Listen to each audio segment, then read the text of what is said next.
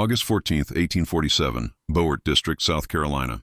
The plantation records from that day mention something so wild, so violent, that officials did everything they could to scrub it from the record.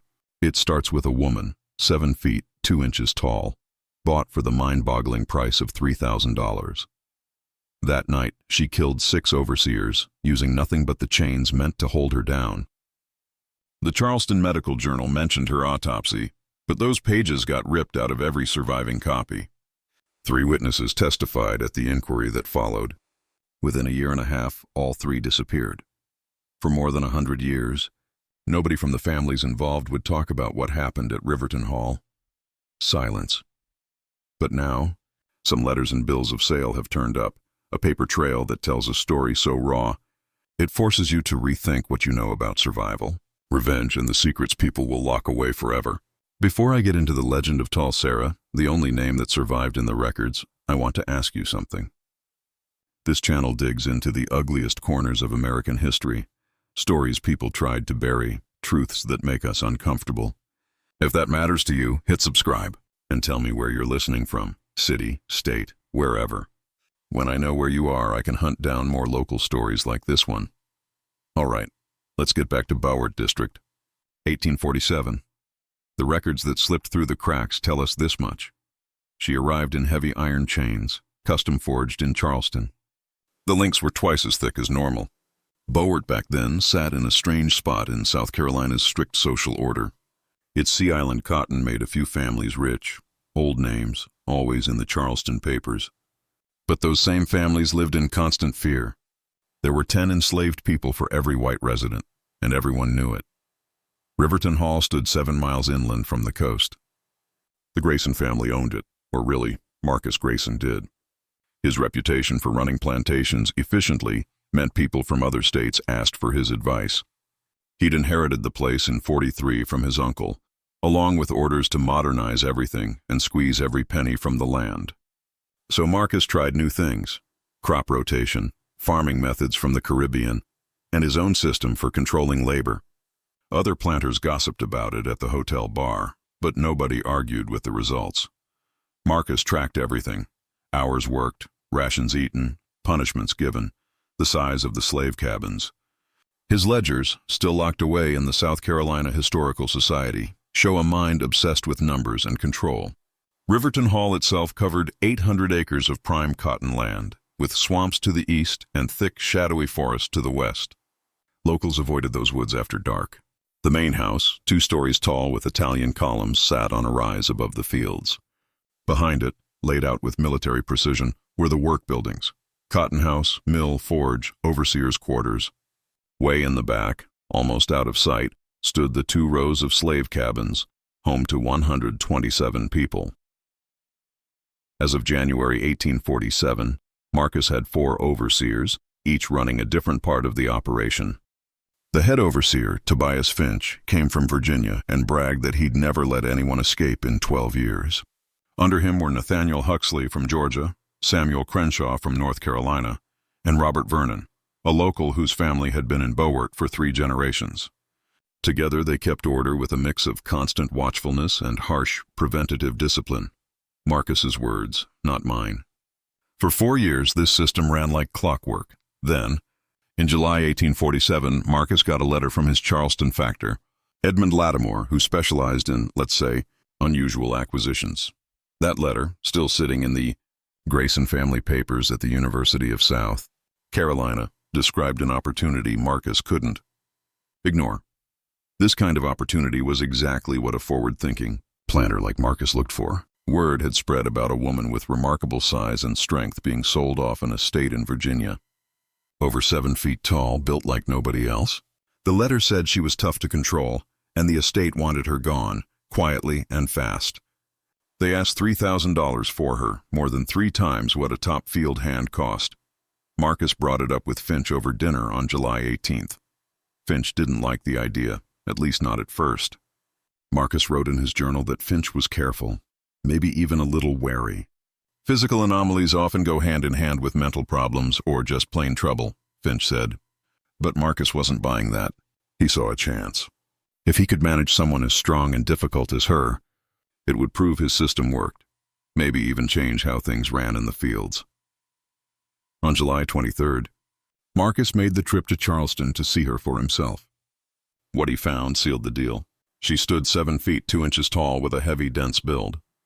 The doctor's notes called it a congoid variant bone structure. She weighed somewhere between 240 and 260 pounds, with shoulders wider than most men's and hands big enough to wrap around a man's head. But what struck Marcus most was her look, not just her size, but her eyes. Alert, sharp, watching everything. She seemed to take it all in and remember. He bought her right there, plus the special restraints made just for her. The bill of sale, dated July 24, 1847, listed her as Sarah, about 28 to 32 years old, from Virginia, sold as is, no guarantee about her temperament. No last name, no family, nothing about what work she'd done before, or why the Virginia estate wanted her gone so badly. She arrived at Riverton Hall on August 3rd. They brought her in a wagon with extra high sides, built to hold someone her size. The chains on her wrists and ankles were custom forged, 4 inches wide, thick as a man's thumb, the whole setup weighing 40 pounds. Marcus didn't take chances. He ordered extra security, guards riding alongside, and strict orders that nobody was to unlock her until her room was ready. Everyone at Riverton Hall had heard the rumors for days. News traveled fast, even though Marcus tried to keep a lid on it. By the time her wagon came into view, anybody who could manage it found a reason to be nearby. It wasn't just her size that unsettled them. Later, a woman named Dinah said, "She looked at us like she was counting, measuring something none of us could see." Jupiter, who worked the stables, remembered. Her face had no fear in it. And that scared me worse than if she'd been crying or fighting. She looked like she was waiting for something. Marcus had set up a special holding room in one of the storage buildings. A reinforced door, barred window, a ring set in the floor for her chains. Finch didn't like the location. He said it was too close to the regular quarters. Marcus disagreed. He wanted everyone to see her, to see that even the hardest case could be managed. It would show his authority, maybe warn others not to step out of line. For the first 3 days, things stayed quiet. Sarah got fed twice a day, allowed to move around her room a little, and Marcus called it observational assessment. Finch and his men watched her in shifts, peering through the bars, taking notes on how she acted, how she followed orders, how strong she really was.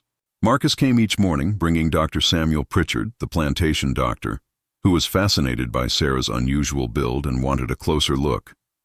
Decades later, in 1962, someone found Dr. Pritchard's examination notes in the basement of a Charleston house that had long since been torn down. The medical college records got under Pritchard's skin. He measured everything, her skull, her limbs, even her bone density. He tested her grip by making her hold onto metal bars while he added more and more weight. Her pulse, steady even when he pushed her. Her breathing never changed. She handled pain with a kind of calm that made him wonder if she just didn't feel it, or if her mind was somewhere he couldn't reach. But what really unnerved Pritchard, if you look at his private notes, was her silence.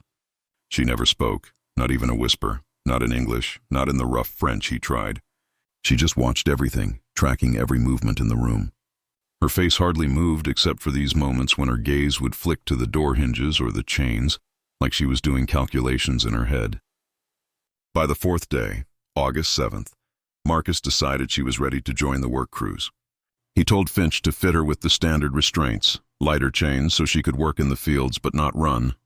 He assigned her to cotton picking under the watch of Nathaniel Huxley, the man in charge of the western fields. What happened next got messy, and everyone's stories about it clashed. When Huxley testified later, he said Sarah attacked him out of nowhere while he was adjusting her chains. But 3 enslaved workers, who only spoke up because authorities needed a timeline, told something else. They said Huxley told Sarah to kneel for the adjustment. She didn't fight, just did what he said. Then he hit her in the face with his whip, not for punishment, but, as he put it, to make sure she understood her place. She didn't cry out, didn't flinch, didn't move, just stayed kneeling, staring at him with that same blank look. That seemed to shake Huxley. He hit her again, harder, this time splitting her lip. Still nothing. No sound, no reaction, just blood on her mouth and her eyes locked on his. Huxley was the one who broke. He stepped back, hands shaking, and told her to get up and get to work. She stood, taller than him by a good foot, and walked to the cotton rows in total silence. The rest of the day she worked like a machine, picking cotton faster than 3 regular people. She didn't slow down or rest, just moved through the fields, her chains rattling in time with her steps. That night, after everyone else had eaten and returned to their quarters, Finch made a choice that changed everything. He called his 3 assistant overseers to join him for what he called a comprehensive orientation session with Sarah. Officially, he wrote in his log that it was to set expectations and show what happened if you disobeyed. They set the meeting for 9 p.m. in Sarah's holding room, after everyone else was locked away. Marcus Grayson later claimed he didn't know about this, but letters in his desk say otherwise. What's certain is that around 8:45 p.m. on August 7, 1847, Finch, Huxley, Seashaw, and Vernon gathered outside the storage building where Sarah was locked up. Each man carried their tools, whips, clubs, leather straps, and in Finch's hand, a set of iron thumb screws that were illegal. But everyone used them anyway. 2 enslaved men, Jupiter from the stables and Abraham from the cotton house, got ordered to stand guard outside, told to keep everyone else away. Both later testified they were placed so they couldn't see the barred window, but were close enough to hear. What they heard that night, chains rattling, Finch barking orders, stayed with them forever. Even if they could never fully explain it, then came the sounds, hard impacts, leather cracking against bare skin, wood thudding into muscle, the harsh scrape of metal as restraints shifted. But what really got to both men wasn't the violence itself. It was what they didn't hear. No screams, no begging, not even a whimper from Sarah. Just the steady, awful rhythm of punishment, broken now and then by one of the overseers barking out something neither Jupiter nor Abraham could quite make out. This dragged on for almost 40 minutes. Then, everything shifted. Abraham, in his testimony, said the chains started moving differently, faster, sharper. The men's voices grew louder, not furious, but something else, something that made his stomach twist. Jupiter said it sounded like when you slaughter a hog and it finally senses what's about to happen, thrashing hard. Both men remembered the same moment when everything changed. Finch shouted, "Hold her down!" And then there was this screech of metal. Jupiter called it metal screaming, and Abraham compared it to a ship's anchor chain snapping in a storm. That's when the real chaos started. Something heavy swung through the air, crashed into flesh and bone. Men shouted, this time in real fear, and under it all, Sarah finally made a noise. Not a scream, not even a cry. Just this low, drawn-out sound that neither man could describe, except to say it sent chills crawling up their arms. Made them want to run no matter what would happen if they did. The uproar lasted maybe 2 minutes. 2 minutes of bodies slamming, furniture breaking, orders shouted but ignored, and that one terrible sound from Sarah. Then, dead silence. Complete and total. Later, both men said that silence was somehow worse than everything that came before it. Jupiter and Abraham stood outside, frozen. No way they'd look through the window or step up to the door. They just waited, feeling time bend and stretch until finally the door swung open from inside. Sarah stepped out. She still wore her chains, but now she gripped about 6 feet of loose links in her hands, the ends slick with something dark that caught the moonlight. Her chest heaved with deep breaths. First time either man had seen her look winded. Her prison dress hung in tatters, stained and torn. She glanced at both of them. Abraham would later say he couldn't find the right words for her expression. Not rage, not fear, just empty, hollow, like something essential had drained out of her, leaving something else behind. She didn't say a word. She just walked past, heading for the main lane through the plantation. Her stride was steady and deliberate, and even with 40 pounds of iron hanging from her, she moved with a strange, loose grace that didn't fit her size. Jupiter and Abraham watched her go. Neither tried to stop her. Neither even looked through the open door to see what she'd left behind. At last, Abraham forced himself to the threshold. Later, he called this the worst choice he'd ever made. The holding room, maybe 12 by 15 feet, looked like a storm had hit it. The floor ring where Sarah's chains had been fastened was ripped free, floorboards splintered upward. The little table and 2 chairs were nothing but broken pieces scattered everywhere. And then there were the men, Finch, Huxley, Crenshaw, Vernon, lying in different spots around the room. Abraham didn't step inside. He didn't need to. Even from the doorway, in the dim glow of the one oil lamp that somehow survived the chaos, he saw enough. All 4 men lay dead. The exact details would come later, when Dr. Pritchard and the magistrate wrote their reports. But Abraham's first thought was simple. They looked like they'd been struck by something far heavier than any person could lift, and hit more times than anyone could count. He backed away, turned to Jupiter, and just said, "We need to wake Mr. Grayson." But Sarah wasn't running.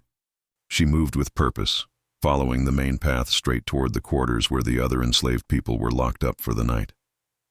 Some folks, shaken from sleep by the commotion, peeked out as she passed. They watched from their windows as she passed by. Rachel, that's the name in the records, said later that Sarah walked like she knew exactly where she was headed, like she'd been waiting for this moment. Sarah stopped outside the building that held the blacksmith's forge. The door was locked, but that didn't slow her down. She swung the chain still hanging from her wrist cuffs and smashed the lock, 3 sharp blows, just like that. Then she slipped inside. People from nearby cabins could see her shape moving in the dark, hear the clang of iron, catch flashes of sparks from the forge. She stayed in there about 15 minutes. When she came out, the chains were gone. Now she carried tools, a hammer, a chisel, something that looked like a pry bar, and she walked straight toward the storage building, the one where they locked up problem slaves before selling them off or sending them somewhere worse. That building was all heavy timbers, thick door, no windows. 3 people were inside that night, 2 men who'd tried to run last month and a woman who'd fought an overseer. Sarah got to the door and went right to work on the lock with her new tools. It took her maybe 5 minutes. In that time, more people woke up and stared out from their windows, trying to make sense of what they were seeing. Nobody moved, but you could feel it. Something in the air had changed, like the rules that ran their lives had just shifted. Sarah got the door open. The 3 prisoners stepped out, blinking under the moon. Sarah didn't say a word, just pointed toward the woods on the far edge of the plantation. They hesitated, scared and unsure, but then all 3 took off for the trees and vanished into the night. Sarah didn't follow. She turned and headed for the main house. By now, about 30 minutes had passed since Abraham found the bodies in the holding room. Marcus Grayson was awake, panicking, sending riders for the magistrate and Dr. Pritchard. While he barricaded himself inside his house with his family and a loaded rifle, Sarah walked up to the front steps of Riverton Hall. She didn't try to go inside or shout threats. She just stood there at the bottom of the steps, her tall figure lit by the lamps, watching the door with that same blank expression that had unsettled everyone since she'd arrived. She stood there for 2 hours, unmoving, while riders disappeared into the night to get help. The other enslaved people, realizing nobody was stopping them, started coming out too. They gathered in a rough semicircle behind her, not close, not far. They just watched. No one had any words for what they were seeing. She stood there as the sky started to lighten, and the reality of what she'd done began to settle over the whole place. When the magistrate finally showed up at dawn with 6 armed men and Dr. Richard, they found Sarah still standing at the steps, surrounded now by more than 70 enslaved people, everyone silent and watching. The magistrate later wrote in his report that the whole thing felt organized, even planned, not a sudden riot, but something else. Sarah didn't resist when they came for her with new, heavier chains, so heavy it took 3 men to carry them. They led her to a wagon waiting nearby. She looked back just once at the crowd, and people later said they saw something in her face then, something they couldn't quite describe. Not victory, not relief, just something. You get the sense that something had either just ended or just begun. The wagon rolled out of Riverton Hall around 7 a.m. on August 8, 1847, with Sarah inside, heading for Charleston and whatever waited for her in court. Back at the plantation, things turned frantic but oddly organized. Authorities swarmed the holding room, scribbling notes, taking statements, trying to piece together what happened during those grim hours. The fallout from August 7 and 8 hit the planter elite of Buffett District hard, way harder than just the loss of 4 overseers. Within a few days, Marcus Grayson was in the hot seat, forced to justify not only why he bought Sarah, but his whole way of running Riverton Hall. The inquiry was slapped together fast. From August 12 to 18, planters and magistrates packed into the Beaufort County Courthouse, churning out hundreds of pages of testimony. Page after page revealed things about Riverton Hall and plantations like it that nobody really wanted to say out loud. Then there was Dr. Pritchard. On August 8th, he examined the 4 dead overseers and wrote up a report so detailed it made everyone uneasy. All 4 men died from blunt force trauma. Heavy metal objects did the damage, the same chains that had shackled Sarah's wrists and ankles. Pritchard's findings pointed to something methodical, not wild or chaotic. The blows landed with purpose, aimed to take the men down fast. But what really got under people's skin was the evidence found on the men's clothes and around the holding room. It didn't match the official story of an unprovoked attack. Years later, someone dug up Pritchard's private journal and found even more. He wrote that all 4 overseers had clear signs of recent, intense effort. Their hands showed they'd been gripping and restraining, and the way their bodies were arranged told a story that wasn't simple self-defense. In those private notes, Pritchard said flat out, "The overseers acted together against Sarah before she fought back, and it lasted long enough to push her to the edge." He left all this out of his official report. In a letter from 1853, he admitted why, spelling out the truth, would have forced the planter class to face ugly questions about how they managed their property. The whole social order depended on keeping certain things in the dark. The inquiry didn't really care much about the deaths themselves. Those were chalked up as the risks of a dangerous job. The real focus was on Sarah's fate and her legal standing. South Carolina law in 1847 was pretty clear. If an enslaved person killed a white person, execution followed, usually by public hanging. But Sarah's case wasn't easy to fit into the usual script. First, there was the testimony. Jupiter and Abraham told the inquiry what they'd heard, but not what they'd seen. Their words hinted at trouble in that holding room long before the chains snapped. Some magistrates raised the idea that the overseers had gone way beyond acceptable discipline, and the evidence backed that up. If they had, Sarah's legal responsibility got a lot murkier. Even under South Carolina law, enslaved people had a sliver of a right to defend themselves from unlawful violence, though almost nobody dared to claim it. Money mattered too. Grayson had spent $3,000 on Sarah, a huge sum, all gone if she was executed.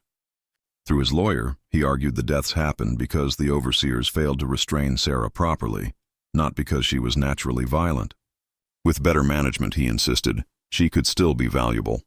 Other planters agreed. Planters already worried about what this case might cost them quickly lined up in support. But the inquiry's biggest concern was the response from the enslaved people themselves.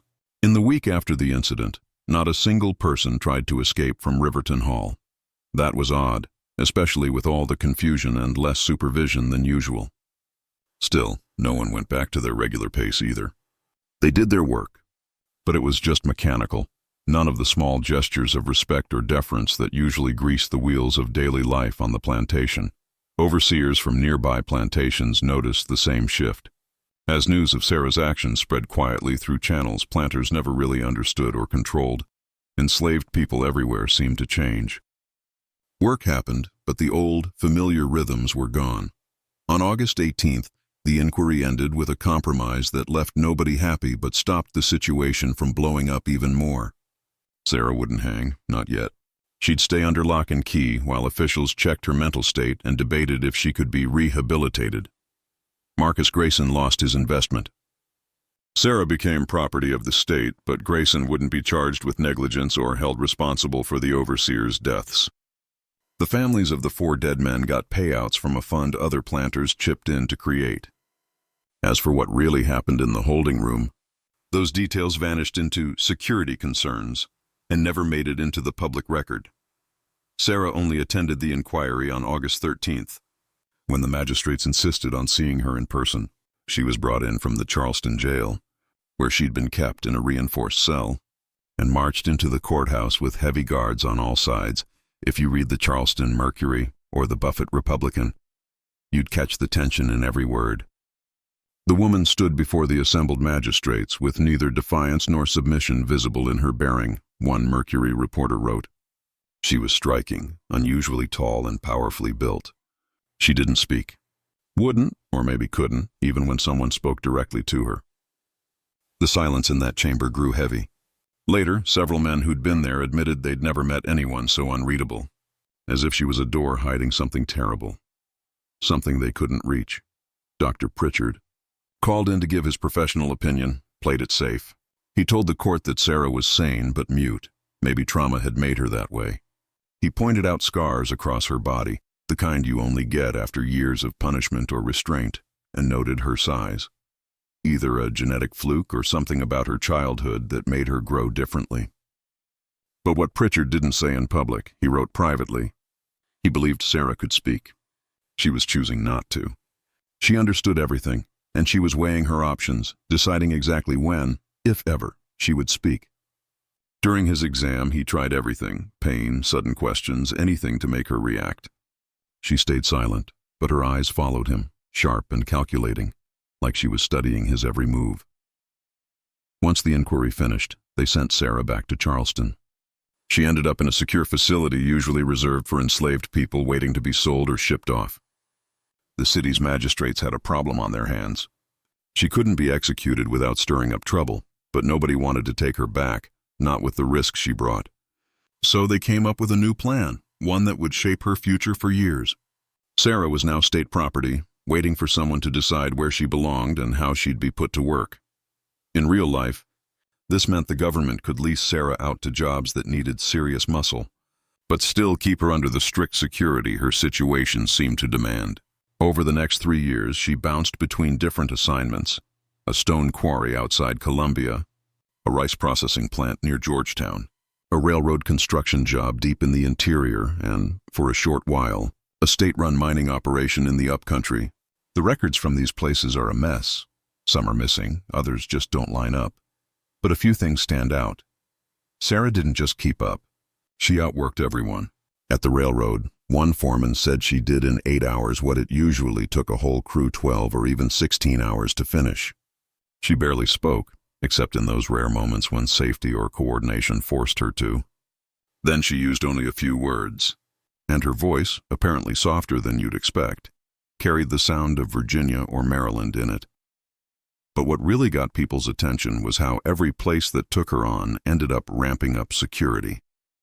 After a few early incidents, it became clear she was freakishly strong and paid close, almost unsettling attention to her surroundings. At the stone quarry, they caught her slowly loosening the bolts on her chain mount over several weeks. Not to escape, it seemed, but just testing the setup. At the rice facility, she somehow memorized the entire layout and daily routine, which only came out when a fire broke out, and she directed the response like she'd already planned for it. At the railroad, folks noticed her watching the bridge construction with a focus that made the bosses uneasy, though she never tried anything against them. Each time something happened, security tightened. Heavier chains, more checks, stricter routines. And every time Sarah adjusted, waiting and watching, as if she was collecting data on their new systems without any plan to challenge them right away. Meanwhile, back in Charleston, the fallout from the Riverton Hall disaster kept shaking up local society. Marcus Grayson, who lost a fortune and his standing after everything that happened, sold Riverton Hall in 1849 and took his family off to Alabama, hoping to start over. The plantation changed hands twice in quick succession before a group bought it in 1851, switched to rice, and made a point of running things differently from Grayson's careful, controlling style. Whether their changes were honest reform or just a better disguise for the same old abuses, people argued about that, especially among the enslaved. The deaths of the 4 overseers became a grim story people told each other, a warning really. Some used it to argue for smarter, better-trained supervisors.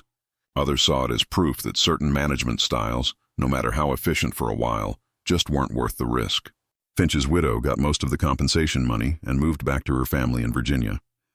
The families of Huxley, Crenshaw, and Vernon stayed in Beaufort District, but nobody talked much about what happened.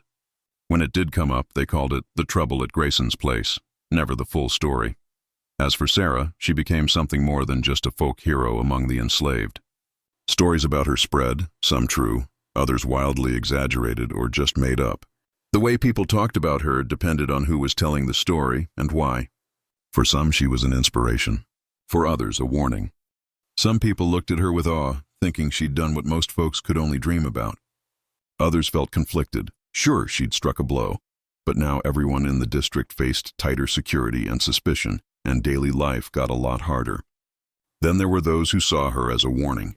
Even after killing 4 overseers, she was still enslaved, and her conditions had turned even harsher than before.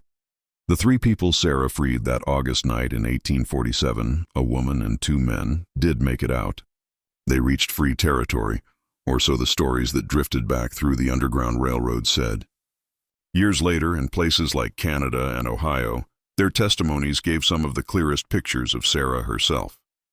All 3 talked about her silence and this feeling she gave off, like she was carrying out something she'd planned long ago, and nothing could stop her.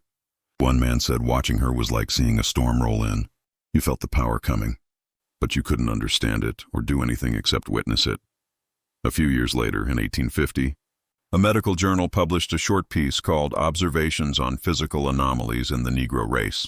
It didn't list an author, but it was clearly based on Dr. Pritchard's examination of Sarah.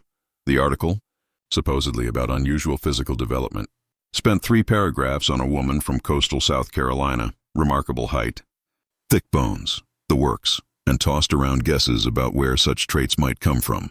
Some doctors pushed back, questioning whether it was right to print ideas that could feed into racial hierarchy theories.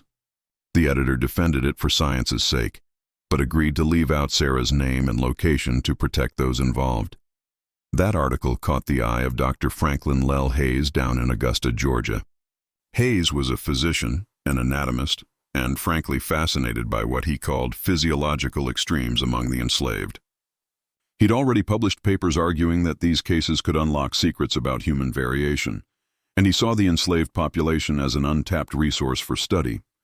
Hayes wasn't interested in Sarah as a person. To him, she was a specimen, a chance to prove some theory about race or development.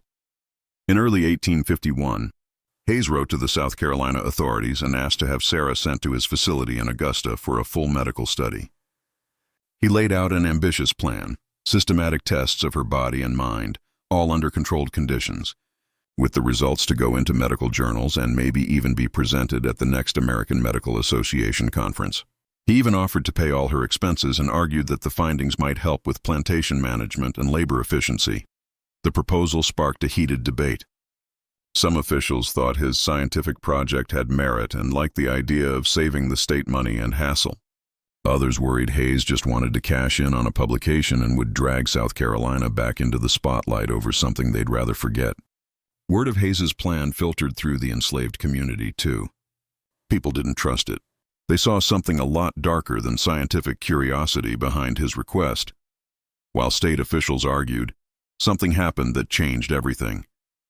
On the night of March 17, 1851, at the state-run mining operation near Newberry, where Sarah had been sent 4 months earlier, an incident took place, one that would never really be explained.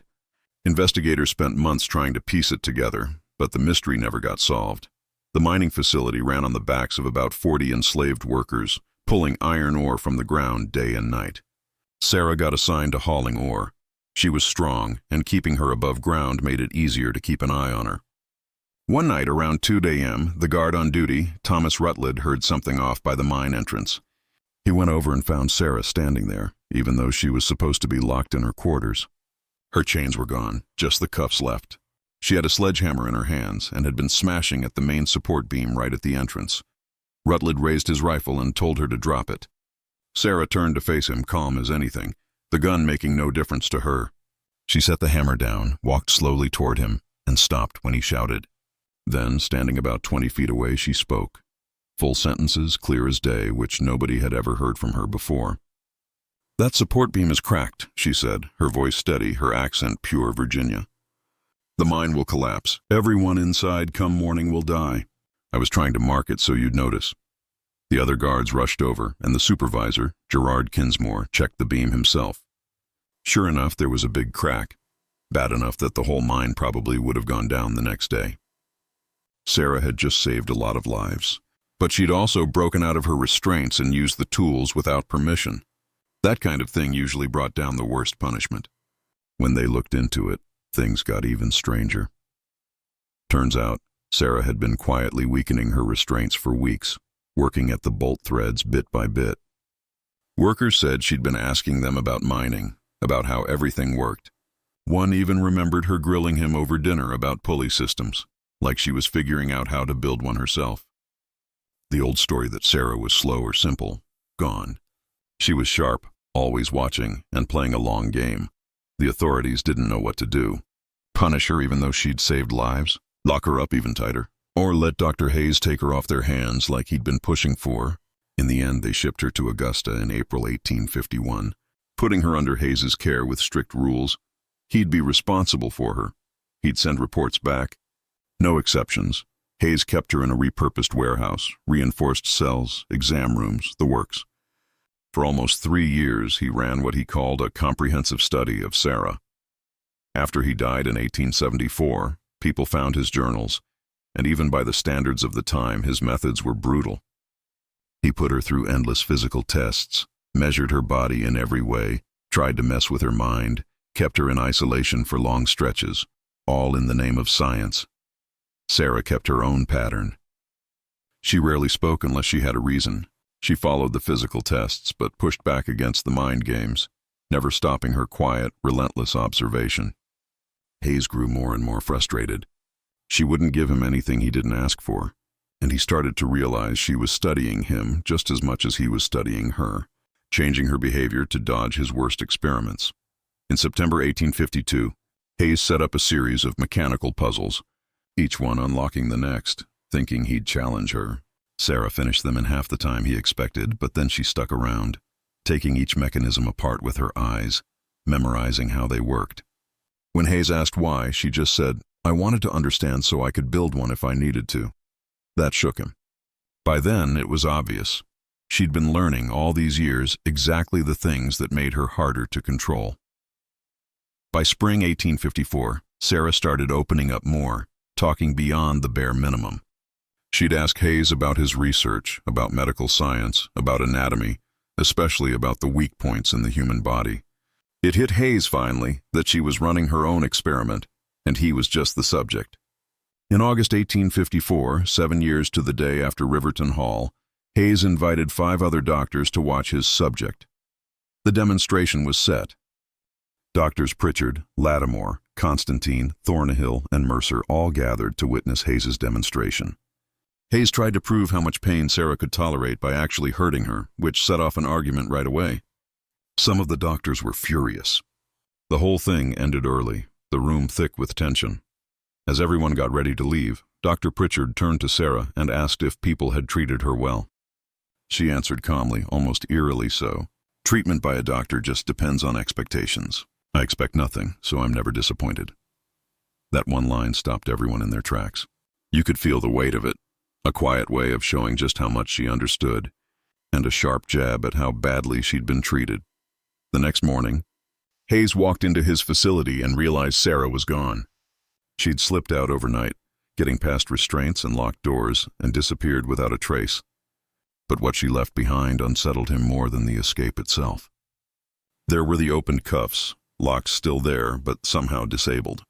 She'd drawn a careful map of the entire facility, labeling every room and charting out the guards' routines. Then there was a note, the handwriting clear and steady. "Dr. Hayes, thank you for the education, though not the one you intended. You showed me how the body fails and where it's weak. You taught me how men behave when they think they're safe and in control. You tested my patience, so I learned patience. My lessons are finished. I'm going north. If you try to follow, I'll use what you taught me. If you let me go, you'll never hear from me again. Choose wisely." Sarah, Hayes just stood there holding the note, frozen. He didn't run to report the escape. Instead, he called Pritchard and Lattimore, hoping for advice. Honestly, his reasons were selfish.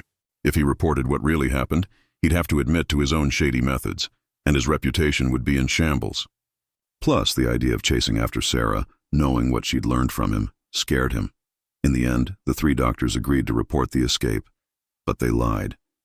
They said Sarah got out because of a simple security slip, leaving out the note and any hint of her careful planning. Local authorities found out 2 days later. They put out notices, offered big rewards, described her, 7 feet tall, impossible to miss. But no one saw her.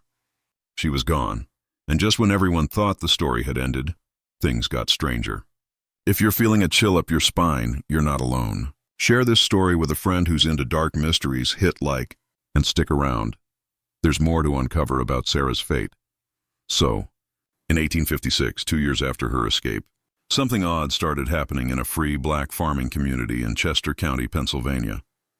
People began spotting a tall figure moving quietly through the woods at night. She never threatened anyone, just watched, almost like she was trying to understand how free people lived. Then she started helping. The Johnsons found a new plow blade after theirs broke. The Washingtons discovered new carpentry tools left in their workshop.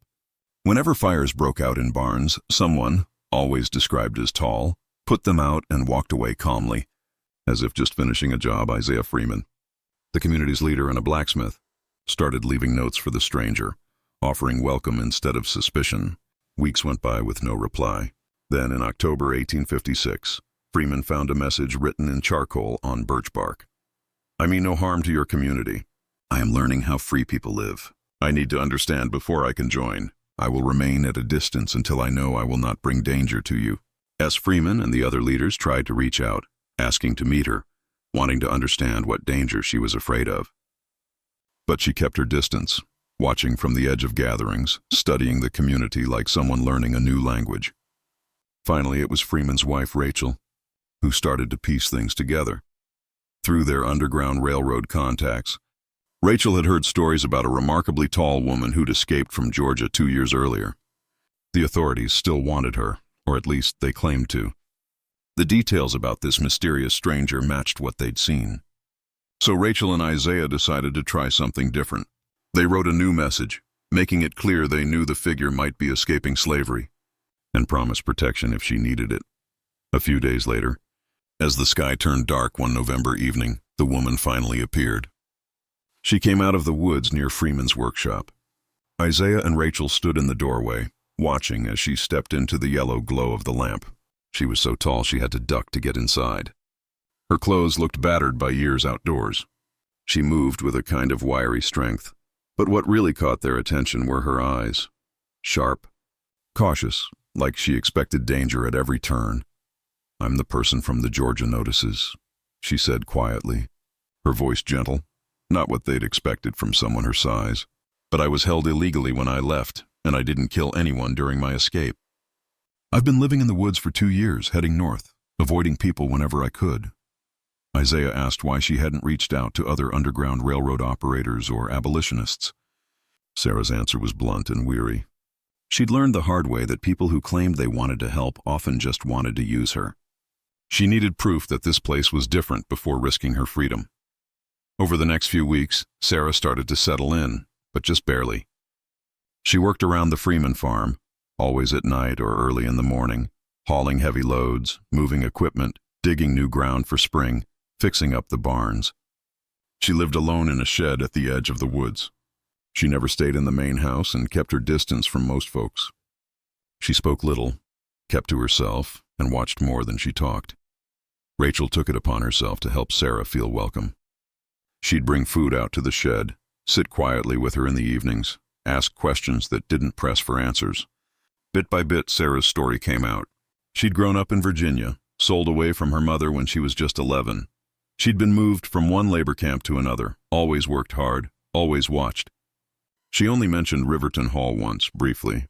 "They were doing things that would have killed me," she said. "If death was coming either way, I decided I'd rather try to survive." She spoke a little more about Dr. Hayes' facility. Apparently, she realized over time that, as he experimented on her, she was learning from him too, picking up bits of anatomy, figuring out where the body was weak, how you could stop someone if you needed to. "He thought he was studying me," she told Rachel one evening. "But I was studying him back. I learned how bodies work, how to disable someone fast. That's how I managed to get away. He gave me the education I needed to be free." After hearing that, the Freemans grew uneasy. They realized they weren't just sheltering someone who was strong, but someone who really knew how to hurt people if she wanted to. They wondered if they should ask her to leave, torn between their promise to help escaped slaves and their duty to keep their neighbors safe. In the end, they decided to just ask Sarah about their worries. When they brought it up, she sat quietly for a long time. Finally, she said, "I get it. You're right to be nervous. Violence kept me alive, and I know how to use it. But I don't want that to be my whole life. I want to learn to live without it. I want to be part of a community, not just a threat or a victim. That's why I watched you all for so long before showing myself. I needed to know if I could have that kind of life. She looked down at her hands, the same hands that had killed, broken chains, and built a life alone in the woods. Out there I was free, but I was alone. I survived, but I wasn't really living. I want to learn how to do both, how to be free and live with people. That's what I'm asking you to teach me. That talk changed everything. Afterward, Sarah started showing up during the day, helping with building projects around the community. Her strength made hard jobs seem easy, the kind of work that usually took a whole crew. She didn't need fancy tools or a crowd of workers. Most evenings you'd find her at the Freeman's house, just sitting near the edge of the parlor, listening quietly as people talked crops, weather, politics, whatever local drama was swirling around. She started learning to read and write for real. Before this, she could puzzle out basic words, but nobody had ever taught her properly.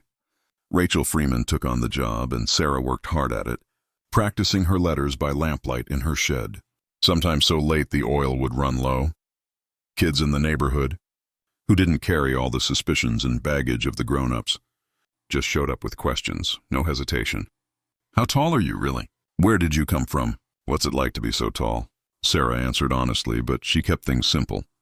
Pretty soon, some of them started hanging around her shed at night, watching her carve or hammer or asking her to lift heavy things just to see if she could.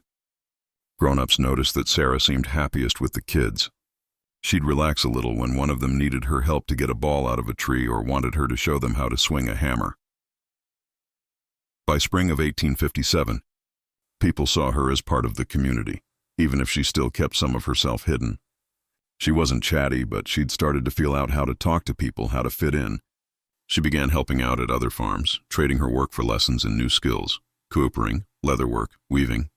Isaiah Freeman wrote in his journal that she was building herself an education, catching up on everything she'd been denied in bondage.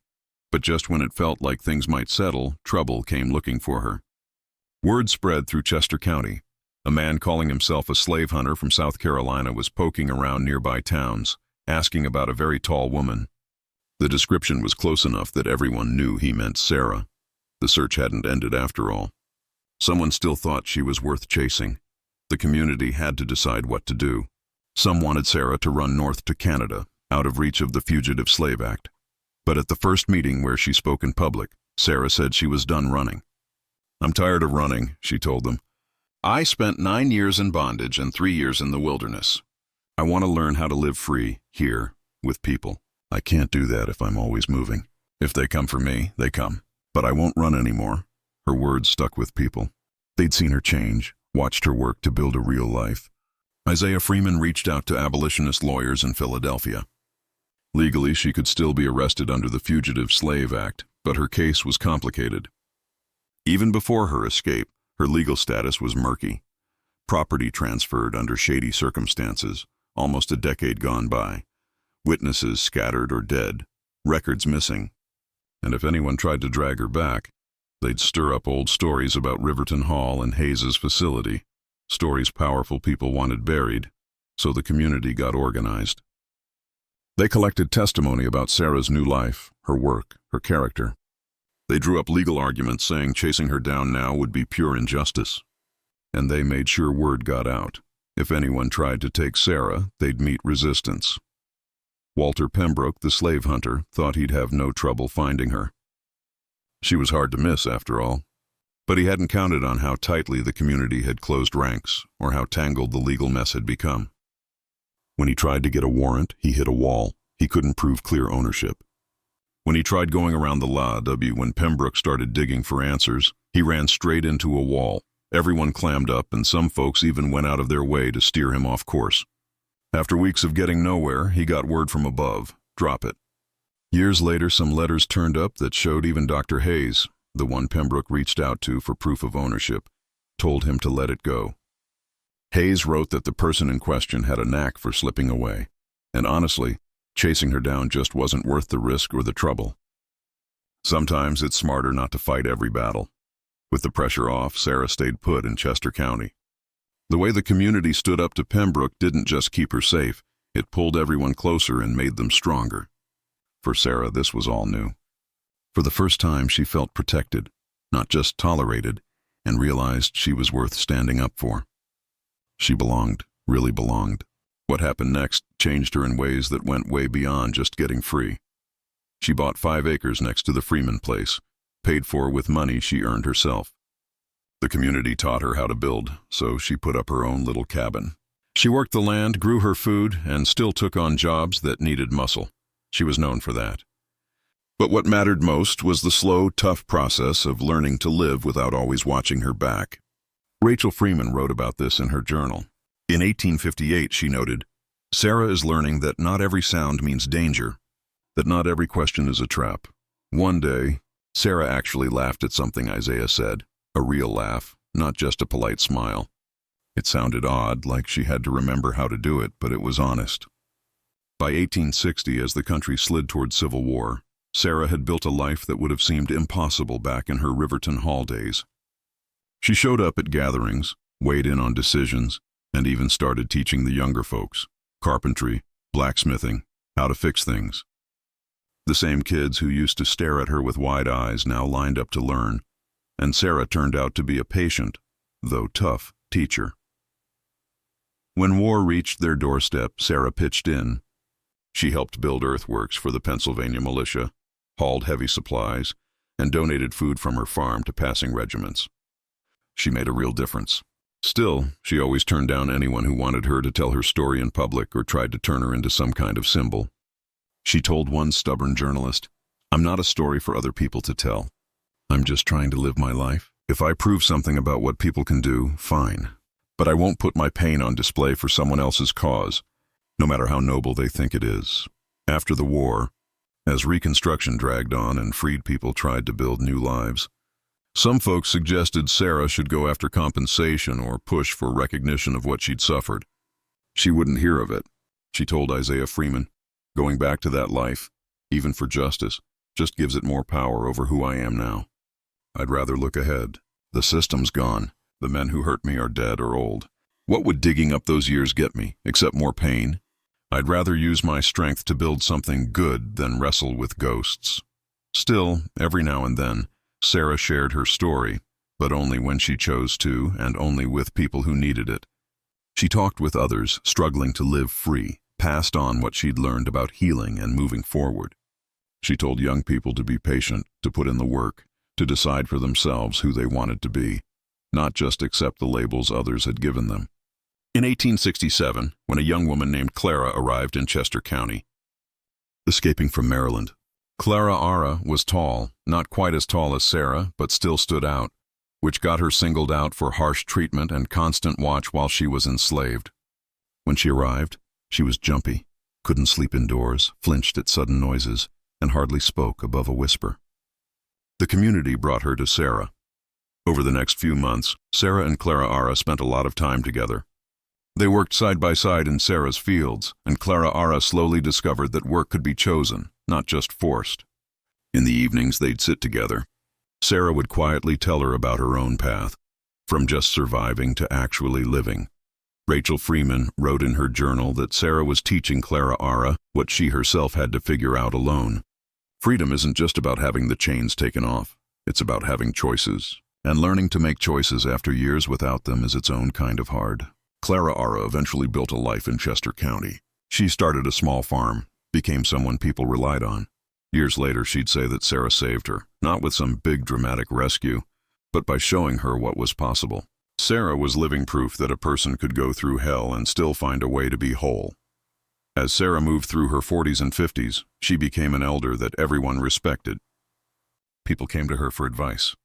She didn't talk much about the past, but everyone knew her story, and it wasn't just a story of pain. She stayed strong, long after most folks her age had slowed down. She was still quiet, preferred to act rather than talk, but she learned to be open, to accept help, to let people care about her. In 1872, Rachel Freeman wrote about a conversation that stuck with her. She and Sarah were talking, which was rare when it came to the past. Rachel asked if Sarah ever regretted the violence at Riverton Hall, if she was haunted by killing those 4 men. Sarah sat in silence for a while before answering, "I don't regret it. They made their choices, I made mine. What really haunts me isn't what I did, but how much of my life got swallowed up by just surviving. I learned to read at 30, learned real math at 32. Didn't realize I liked building things, making things, until after I escaped.